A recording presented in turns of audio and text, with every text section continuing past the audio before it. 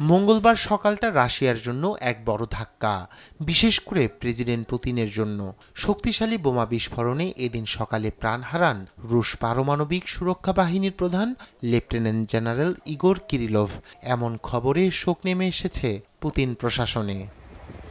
কিভাবে তার বাসভবনে বোমা ঢুকলো বা কারা এ ঘটনা ঘটালো এ নিয়ে চুলচেরা তদন্তে নেমেছে রুশ তদন্ত কর্মকর্তারা।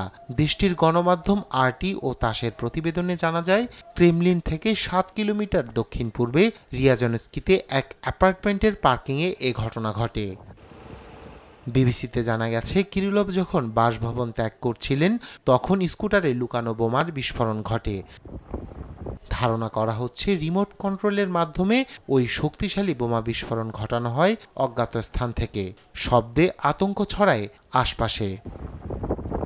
প্রথমে ভেবেছিলাম হয়তো সিমেন্ট গাড়ি থেকে নামানো হচ্ছে বা অন্য কিছু, কিন্তু বিস্ফোরণ এতটাই জোরে ছিল যে নির্মাণ কাজ মনে হয়নি।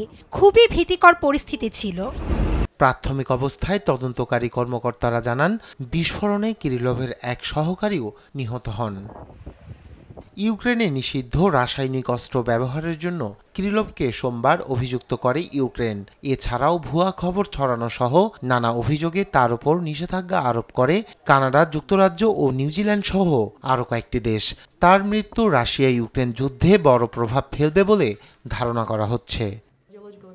রায়হান কবির শুভ্র, নিউজ ডেস্ক, দেশ টিভি।